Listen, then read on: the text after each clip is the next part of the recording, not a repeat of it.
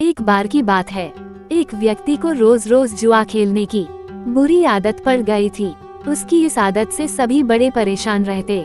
लोग उसे समझाने की भी बहुत कोशिश करते कि वो ये गंदी आदत छोड़ दे, लेकिन वो हर किसी को एक ही जवाब देता, मैंने ये आदत नहीं पकड़ी, इस आदत ने मुझे पकड़ रखा है। और सचमुच वो इस आदत को छोड़ना चाहता था, पर हजार कोशिशों के बावजूद वो ऐसा नहीं कर पा रहा था। परिवार वालों ने सोचा कि शायद शादी करवा देने से वो ये आदत छोड़ दे, सो उसकी शादी करा दी गई। पर कुछ दिनों तक सब ठीक चला और फिर से वह जुआ खेलने जाने लगा। उसकी पत्नी भी अब काफी चिंतित रहने लगी और उसने निश्चय किया कि वह किसी न किसी तरह अपने पति की इस आदत को छुड़वा कर ही दम लेगी।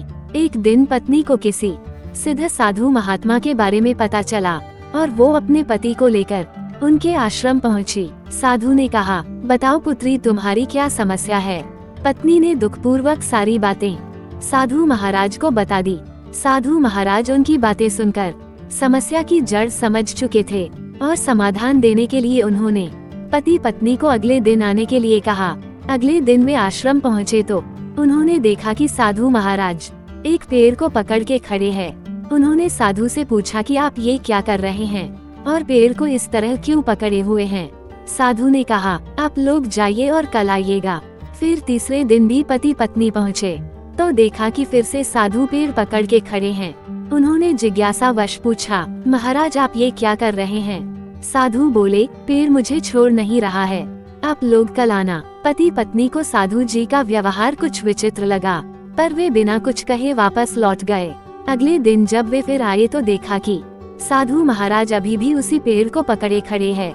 पति परेशान होते हुए बोला, बाबा आप ये क्या कर रहे हैं, आप इस पेड़ को छोड़ क्यों नहीं देते। साधु बोले, मैं क्या करूं बालक, ये पेड़ मुझे छोड़ ही नहीं रहा है। पति हंसते हुए बोला, महाराज आप पेड़ को पकड़े हुए हैं, पेड़ आपको नहीं, आप जब चाहे उसे छोड़ सकते हैं। साधु महाराज गंभीर होते हुए बोले, इतने दिनों से मैं तुम्हें क्या समझाने की कोशिश कर रहा हूँ, यही न कि तुम जुआ खेलने की आदत को पकड़े हुए हो, ये आदत तुम्हें नहीं पकड़े हुए है। पति को अपनी गलती का एहसास हो चुका था। वो समझ गया कि किसी भी आदत के लिए वो खुद जिम्मेदार है और वह अपनी इच्छा शक्ति के बल पर जब चाहे उसे छोड़ सकता है। दोस्तों कैसी लगी आपको आज की ये कहानी, कमेंट में जरूर बताएं।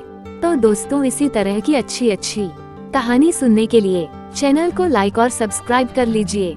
धन्यवाद दोस्तों।